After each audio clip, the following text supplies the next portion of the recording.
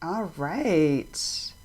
All right, I can see in the chat people making comments and saying good morning to you both.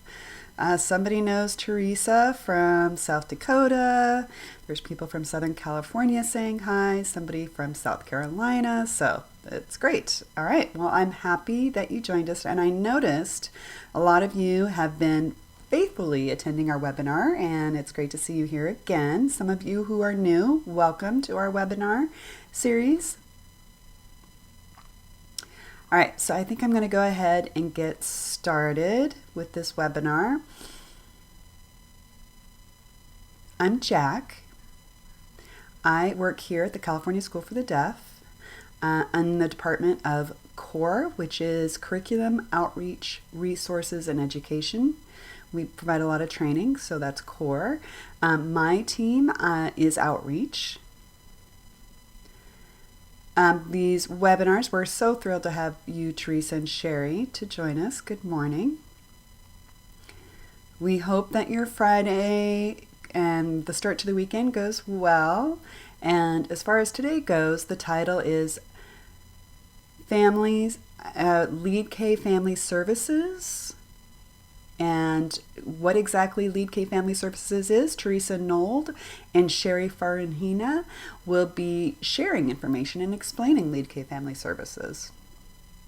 The California School for the Deaf here believes in partnering with agencies and organizations and family services. We find that that's a very important part of the California School for the Deaf.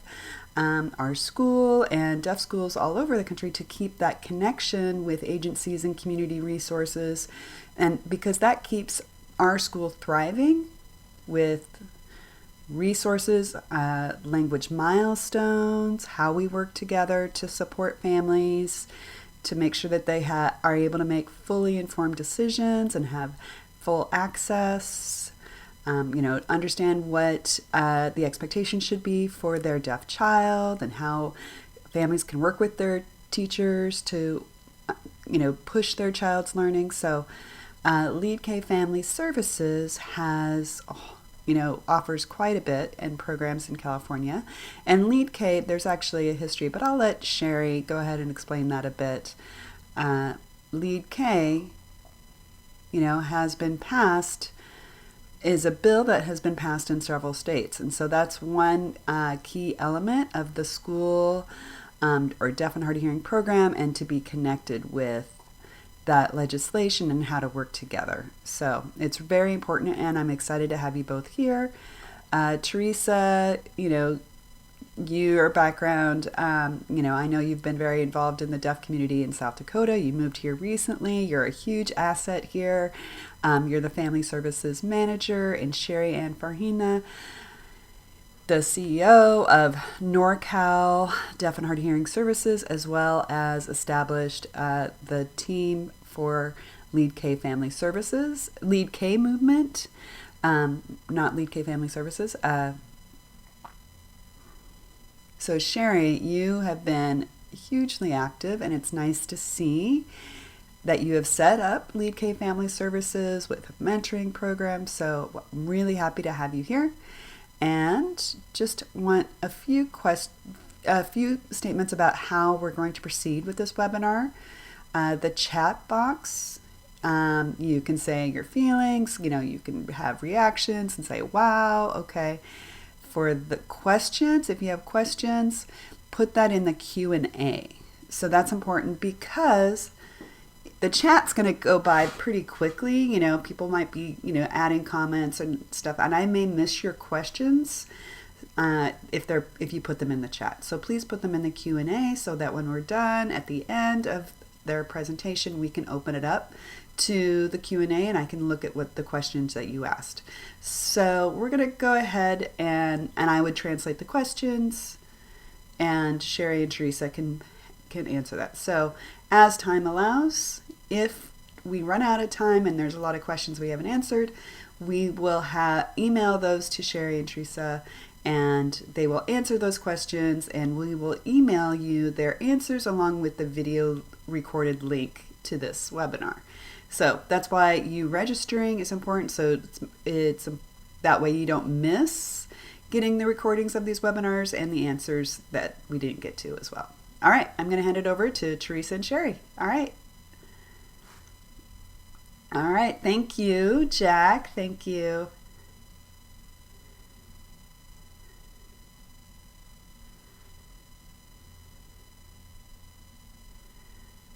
All right, I'm going to start. I'm going to talk about Lead K Family Services here in California.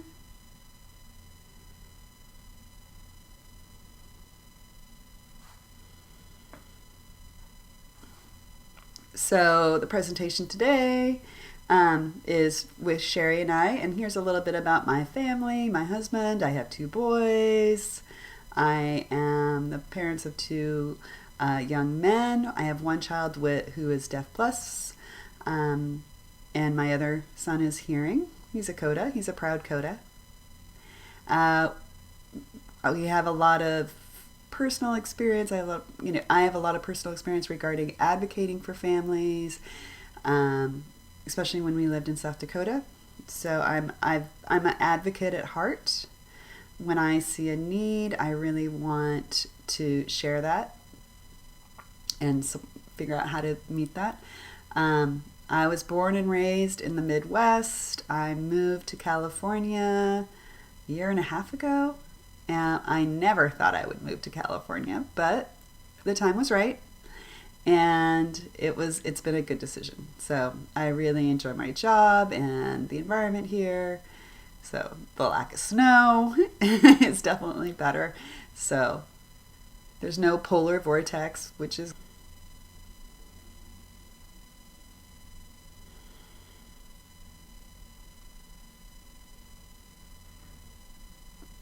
all right. Hello, everyone. It's really an honor to be here with all of you. I am appreciative to the California School for the Deaf and Jack and Outreach team for inviting us to present today and share information about what is Lead K Family Services. So a little bit about me. I think Jack kind of covered it maybe. Thanks, Jack, for saving me the time. I do have 2 wonderful children who are adults, 32 and 28 years old. Both are wonderful. One's hearing, one's hard of hearing. Many of you know I have been involved with Lead K, and I am a co-chair with Julie Rems Samario on the national campaign that started with trying to end language deprivation. We still have a long ways to go, but we're headed in the right direction. I will share a little bit more information about that, but our focus is 0 to 5 and ensuring the language milestones, that parents have the language milestones and are aware of the language milestones for their infants and toddlers. And it's important that we work with our wonderful teachers of the deaf in the state of California.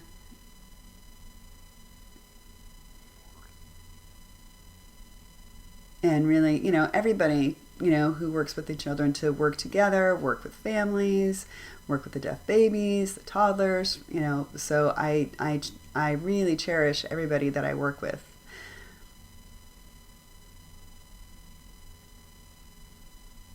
So I am one of the principal investigators for the HRSA grant.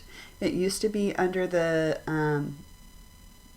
Department of Healthcare Services, and then it got transferred to the California Department of Education.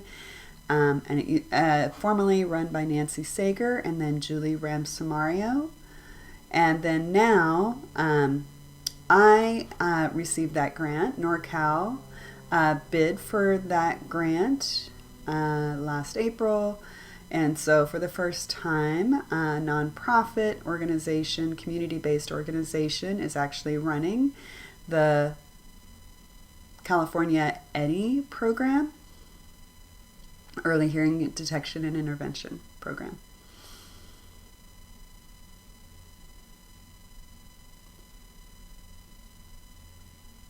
Okay. I think we covered that.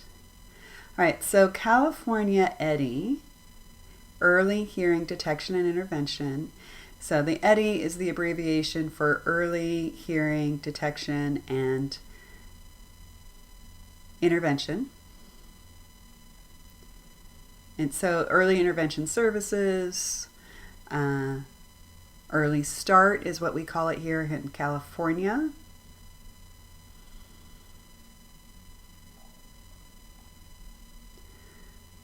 So our EDI program here is not to be confused with what the Department of Healthcare Services is doing with the newborn hearing screening program.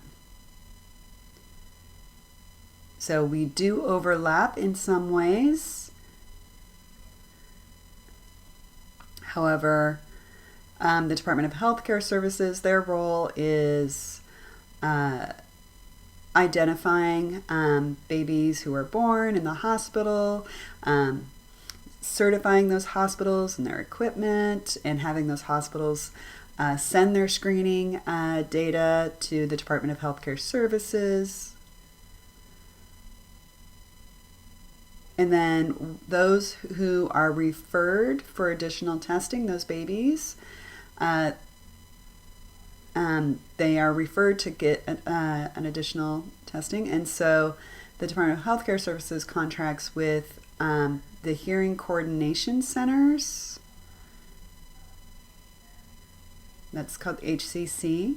The abbreviation is HCC for the Hearing Coordination Centers. There's one in Northern California and one in Southern California. And that screening program is roughly about, there's about 500,000 births per year, and out of that number, there's approximately about 1,000, a little over 1,000 babies are identified as deaf or hard of hearing.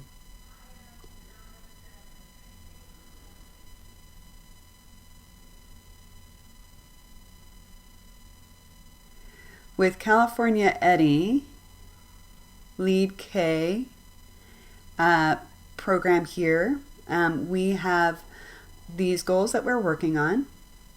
So with the federal grant, there's lots of requirements that we have to fulfill.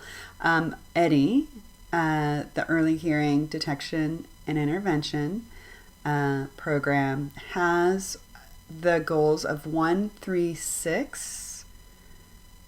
So by 1 month, we want to make sure that babies have been screened, for their hearing has been screened. That typically happens at the hospital shortly after birth, but sometimes it can get postponed. So we want to make sure that screening happens within the first month.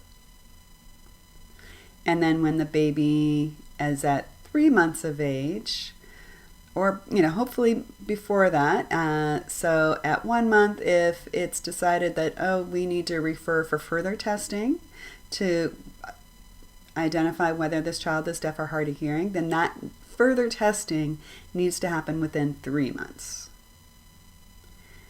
And then once they're identified as deaf or hard of hearing, then we want to make sure they are enrolled in early start services by 6 months. It's called birth to 3 services. Here in California, that 0 to 3 program is called Early Start. As we said, EDI, Early Hearing Detection and Intervention. So the early hearing detection is that 1 and 3 is that detection, identification, and then that intervention is, we want to make sure that those families are getting the support they need. California also has an additional 6-month goal and 9-month goal. So we noticed that those were lacking, and so we've added these goals. The second 6-month goal is to connect families to a mentor, a family mentor. And then the 9-month goal is to have families connected to a deaf coach. So I'll explain more in the next few slides.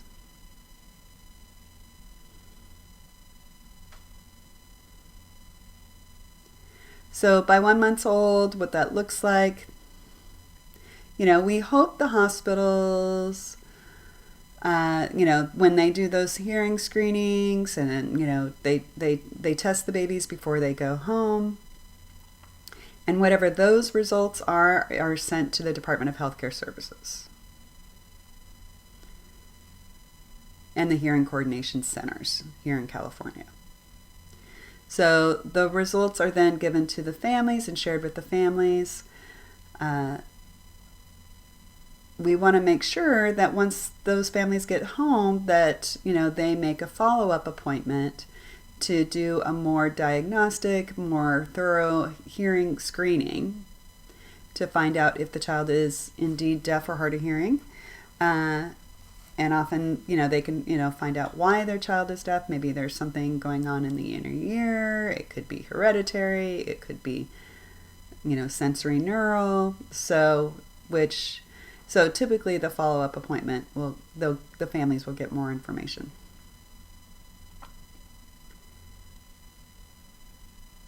And often where the families go for that follow-up testing really depends on the family's healthcare program and what they have set up for that.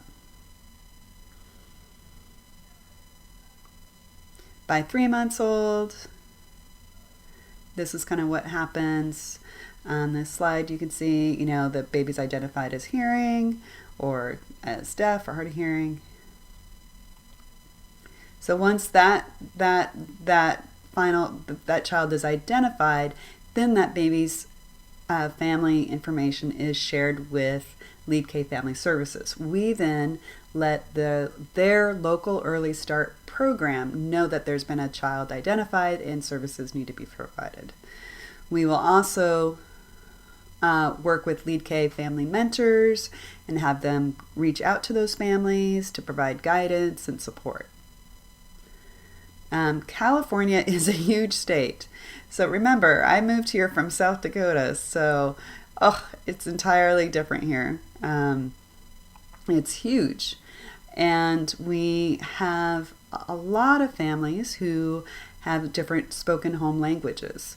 Some may be Pakistani, Arabic, Tagalog, and whatever their home language is, we want to try and provide services in that language. So we want, if families don't speak English, if they have another language, we want to connect them with an interpreter and make sure families are getting the information that they need.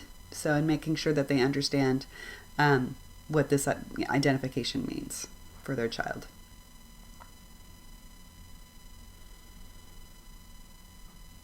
By 6 months, we want to make sure the family is connected with Early Start.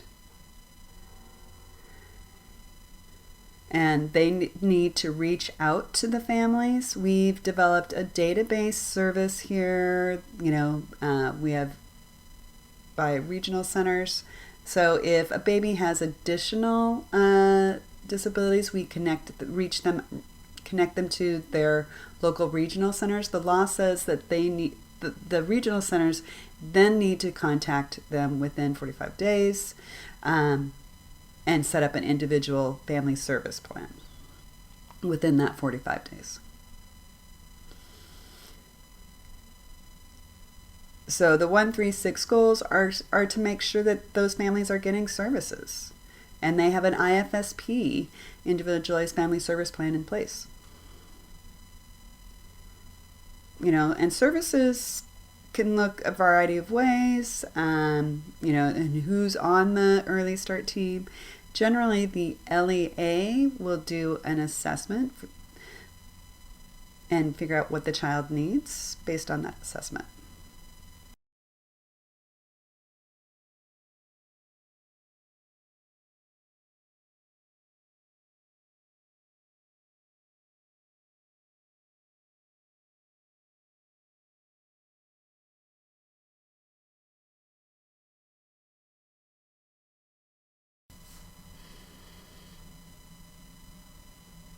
So our parent mentors under Lead K Family Services, they're parents themselves. They get it. They understand what it's like to have a deaf and hard of hearing child, a deaf and hard of hearing baby. They all use American Sign Language and English. We have 3 of our parent mentors who are also trilingual in English, Spanish, and ASL. They provide guidance and support, and what that looks like is making sure families understand what is happening now with their deaf and hard of hearing child, what needs to happen next. They check to see if the school district has contacted them and what that looks like and what services can look like, what services can be provided. They share resources, support. They can connect them with Deaf Coach Services, explain what Deaf Coach Services entails. As far as the IFSP, Individual Family Service Plan, they can explain what that is. They can connect them with other families in their area.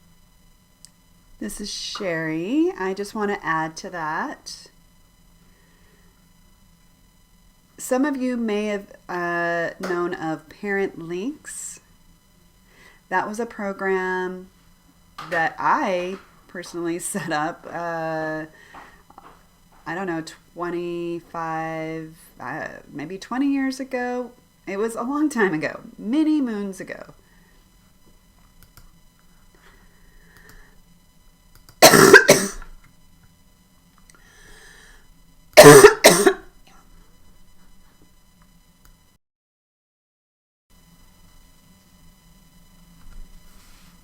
We had that program about 5 to 6 years, and then we gave it to the Department of Education, who ran Parent Links for 13 years. And now it's back at NorCal with the understanding that now it's under Lead K Family Services, and the parent mentors are under Lead K Family Services. It is not a separate entity. Parent mentors are employees of NorCal/Lead K Family Services. The parent mentors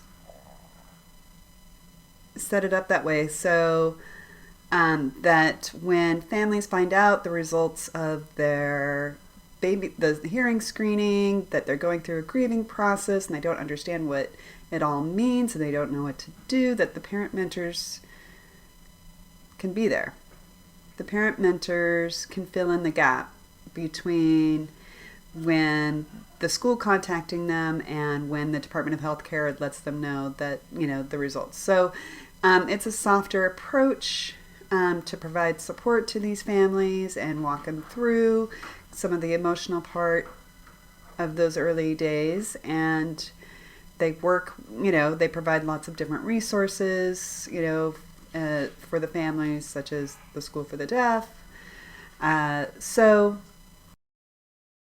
just explained, there used to be 3 hearing coordination centers, and now there's just 2.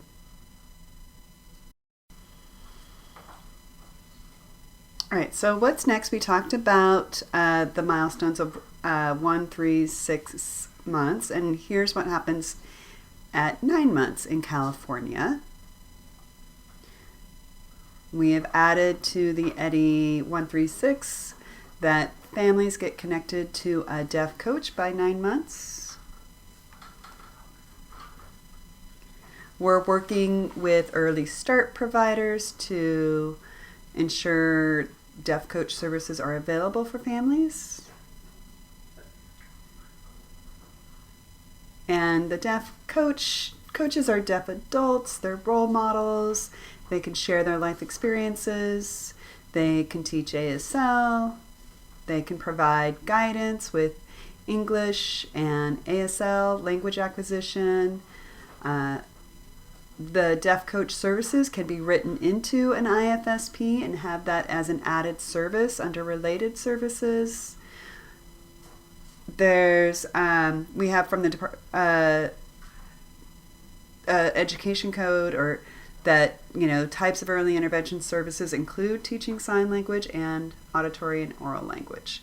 So why this is important is that we're really hoping to end language deprivation and make sure that babies have access, families have access to, all different kinds of communication.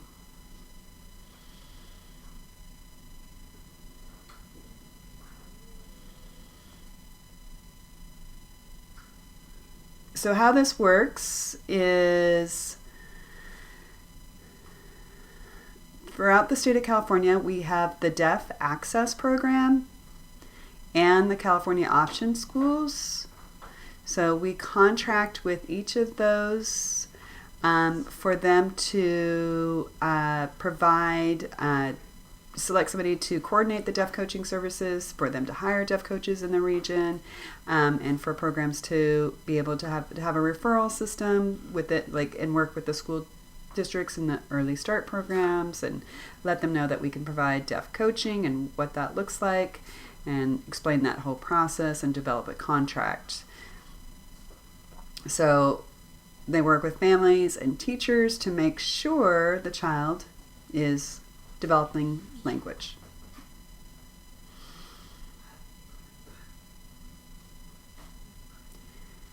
The language milestones, we often hear the term developmental milestones, but sometimes we forget about language milestones, especially for babies and toddlers, and how do we develop those language milestones and develop that language. So the deaf coaches can really support that development.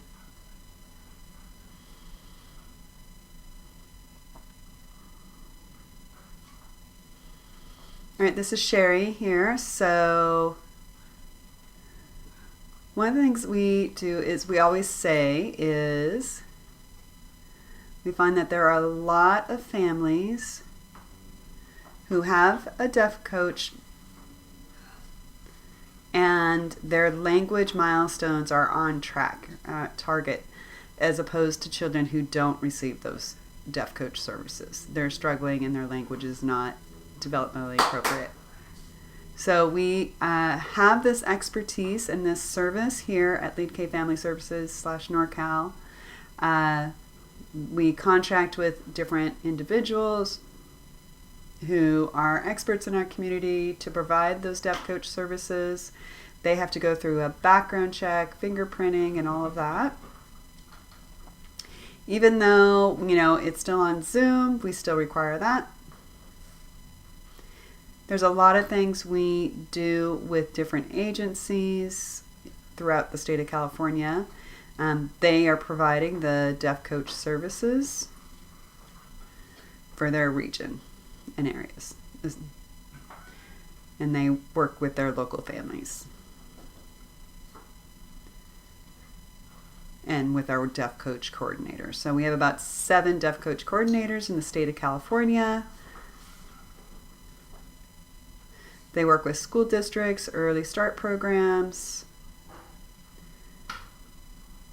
The teachers can then decide, okay, we need a deaf coach, and really focus on the language milestones, and they can provide that service in addition to other things that deaf coaches work on with families.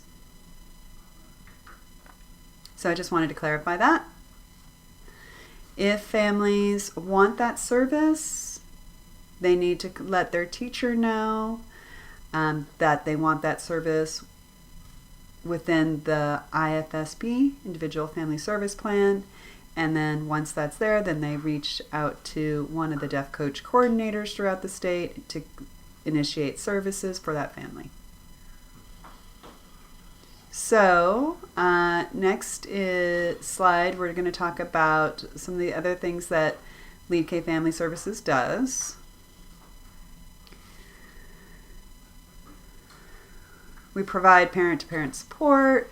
We also provide deaf coaching on top of handling all the referrals, letting local school districts know, or county offices of education that they have a new deaf baby in their area. We walk them through the referral program, that once we get that, we are informed by an audiologist or the Hearing Coordination Center that a baby has been identified as deaf or hard of hearing. Once we get that information, we are compliant with HIPAA,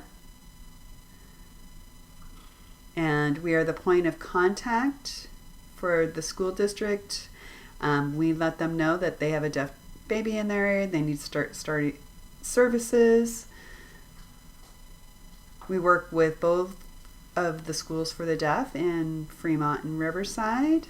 They have so much resources and information to provide to these families.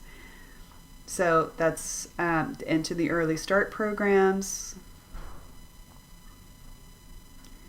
They provide early childhood education, and they have early childhood education programs at each of the schools, in addition to working with option schools, the oral option schools. They also provide deaf coach services for those in their serving as well.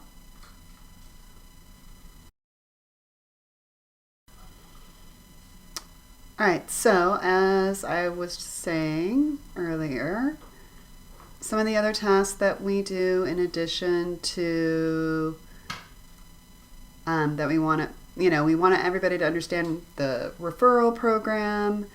It's similar to what the California Department of Education used to do. We took over last April.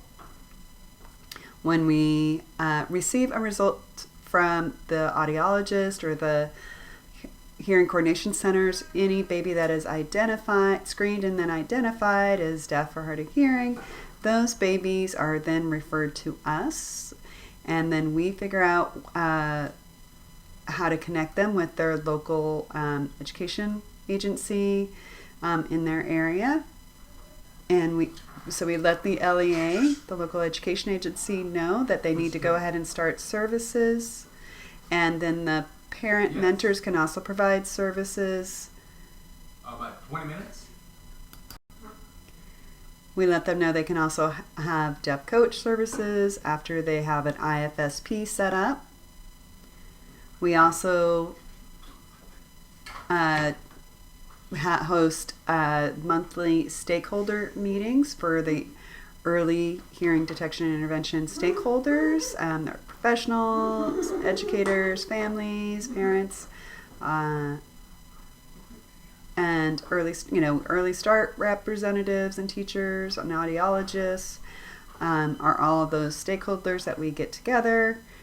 And we let them know about updates about the program.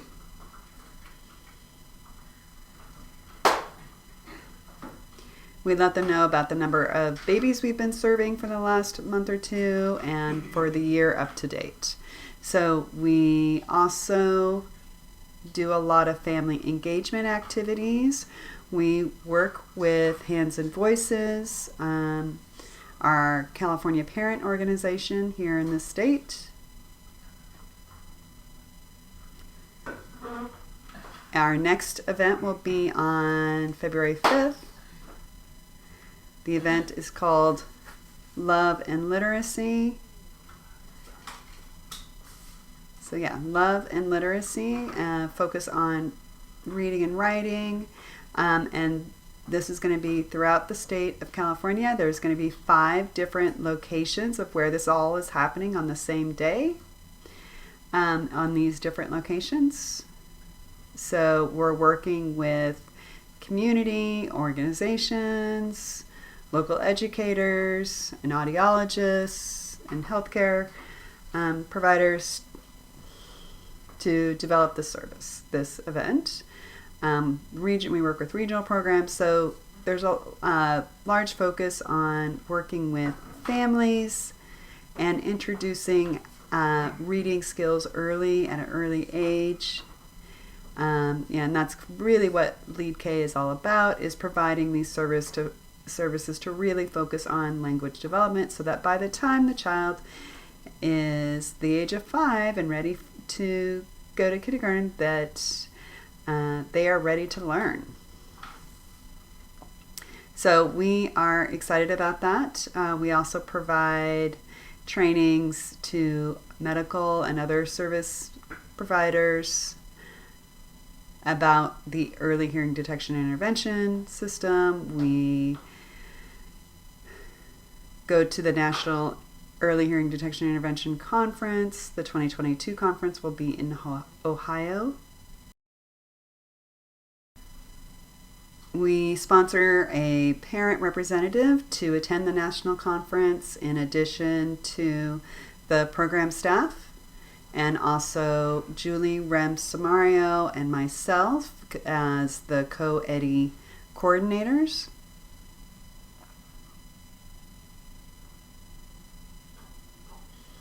All right, we also work with key partners ongoing to ensure language services and make sure support is provided to families from the beginning. This is what this is all about. So in other words, it's not just some of us, it's all of us really working together and collaborating. You know, who are our partners? I think that's the next slide.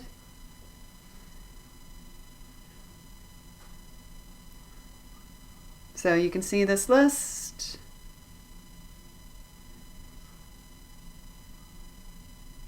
We have state and local agencies. We have nonprofit organizations, state organizations, the California Association for the Deaf, and the California Educators for the Deaf. So we work with all of them. We work for the schools, with the Schools for the Deaf, and these are our core partnership in order to provide all these services to families.